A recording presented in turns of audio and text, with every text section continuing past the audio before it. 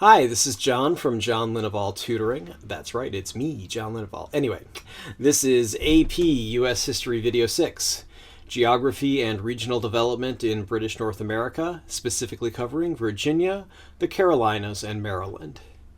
Please check out my website at www.johnlinevaltutoring.com, and don't forget to like this video, share it, and subscribe to my channel if you like this video. Thanks.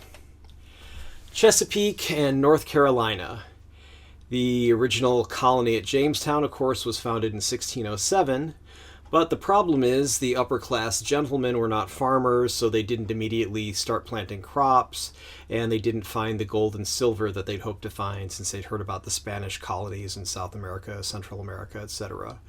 This led to a problem called the starving time. Basically, 1608... only 38 of the 144 original colonists were still alive, and by 1610, only 60 out of about 500. Apparently more came between 1608 and 1610. So the winter of 1609 to 1610 was called the starving time. Basically, they lost a lot of people, as you can see. 60 out of 500. Not a great survival rate. That's almost literally being decimated, meaning 1/10. So 60 is a little bit more than 1/10 of 500, but not much. So anyway, the experience of the settlers at Jamestown illustrates very nicely the differences between geography and biology and planning and organization. The New England Puritans, who settled at about the same time, survived in a much harsher climate. Remember, that's Massachusetts, New Hampshire, Maine, etc. That gets much colder in winter. They actually did okay. The Virginians starved in a much milder climate. Obviously, they were all English people, had roughly the same biology, so the only explanation is that the Puritans were just much better at planning and understood the challenges that they would be facing and took care of business, whereas the gentlemen who weren't used to doing manual labor, who settled Jamestown, didn't last very long. So it's always important to make sure you prepare before you decide to do something like, say, start a colony on an entirely new continent. Jamestown and the Native Americans. Powhatan, the leader of the Algonquin tribe closest to Jamestown, traded corn with the Jamestown settlers. However, when the natives refused to trade more corn, probably because they needed to eat the corn themselves, the English raided the native settlements. The Jamestown settlement wasn't removed or destroyed, but relations between the Indians and English obviously became much worse. This foreshadowed native and English relations for, the next few centuries. Tobacco economy. There's a very funny routine by Bob Newhart from about 60 or 70 years ago where he speaks of an imaginary phone call from Sir Walter Raleigh from the Carolinas back to England. Obviously, there were no telephones back then, so you couldn't actually make a phone call, but we'll take a look at it. Or you can shred the leaves, put it in a little piece of paper, roll it up. You don't have to tell me what. You stick it in your ear, right? Between your lips. Okay, well, and then what do you do with it?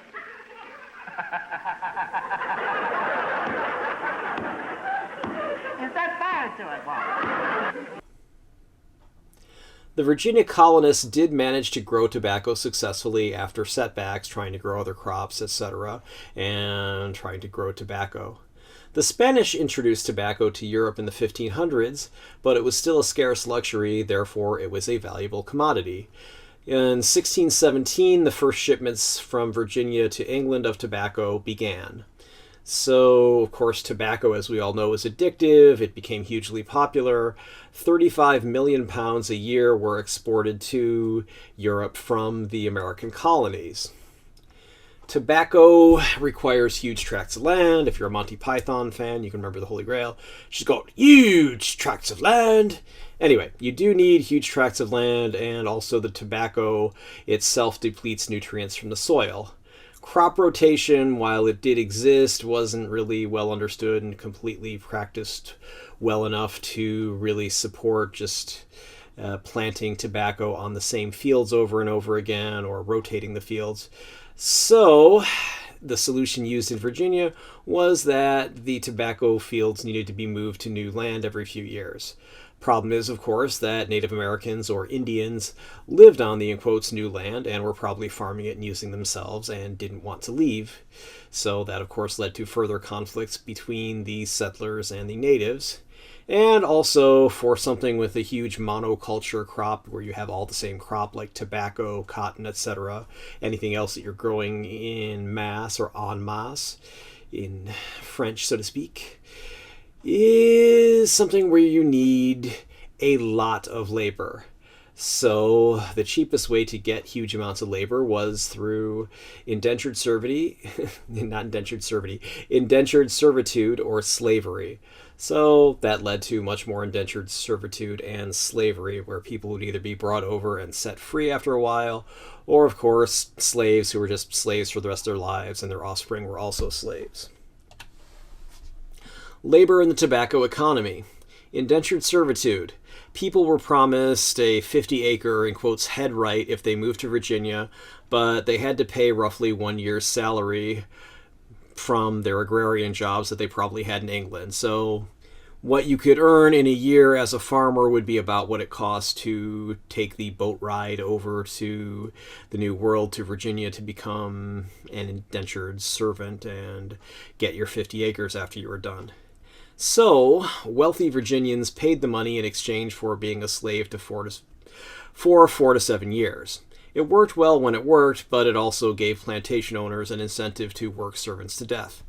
The servant died, you didn't have to give the servant his 50 acres or her 50 acres when the servant was done, because the servant didn't finish the term because the servant died. Got it? So that led to slavery becoming more popular. The first African slaves were brought to Virginia in 1619. Let's take a look at Maryland now. Maryland was founded as a refuge for Catholics. Mary land, get it? Mary is, of course, the mother of Jesus, very important in Catholicism. So it's Maryland. Maryland, just like Virginia, used servants and slaves to grow tobacco. Maryland was the first proprietary colony, which is different from colonies founded by joint stock companies. The idea was that the proprietary colonies would be more loyal to the crown. Proprietary colonies had a proprietor or an owner. You can think like a sole proprietorship. The proprietor of a shop owns the shop, so this is the proprietor of a colony. So here we go. George Calvert, also known as Lord Baltimore, you can see a connection to the city of Baltimore, Maryland, obviously named after Lord Baltimore, was granted a charter but died a few weeks before the colony was actually founded. Cecilius Calvert, his son, took over. Protestants almost immediately outnumbered the Catholics in Maryland, but it was still a Catholic sanctuary where Catholics could be free to practice the Catholic religion. North Carolina. Let's take a look at North Carolina. Carolina colony developed along two different paths. Carolina was founded by plantation owners who'd moved from Barbados. South Carolina became a sugar plantation similar to Barbados. North Carolina became more like the Chesapeake colonies, Virginia or Maryland, as the English moved there in the 1670s or the 1680s, well, 1670s through the 1680s, including poor people and runaway servants. So since the regions were remote, they weren't easily accessible from each other, and developed different economies, etc., they split in 1712 to form, as you can see here, North Carolina and South Carolina. So here we go. And all right. Did you find this video useful? Please like it and subscribe to my channel. Neither action costs you anything. You'll be alerted about my new videos. Why do I care? It's simple. YouTube doesn't let me share any ad revenue unless I have 1,000 subscribers and 4,000 hours. That's 240,000 minutes of view time in a year. While many people are watching these, I don't have 4,000 hours of watch time. I also don't have 1,000 subscribers at this time, although it's getting pretty close. For the same reasons, you're not only welcome, but encouraged to share links to this video, put it in playlists, etc. I'm always happy to read and respond to constructive criticism or suggestions for new videos. I'd appreciate your input. I reserve the right to delete comments from and block those who specialize in destructive criticism, trolls, or things that are off topic, spammers and disturb people. You can also hire me for tutoring. My contact information will follow this slide. And thanks for watching. You can contact me, Facebook, Instagram, email, phone, Facebook. I'm at www.facebook.com/Linneball Tutoring.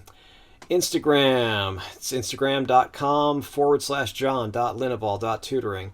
My phone number is 415-623-4251. You can also text me at 415-623-4251. Email, john@johnlinneball.com. Website, www.johnlinneball.com or www.johnlinneballtutoring.com. They both go to the same website. My locals.com website is testpreparation.locals.com, and you can mail me at John Linneball Tutoring, 1859 Powell Street, number 109, San Francisco, California, 94133. And finally, note, this is not a substitute for your classes, your text, etc.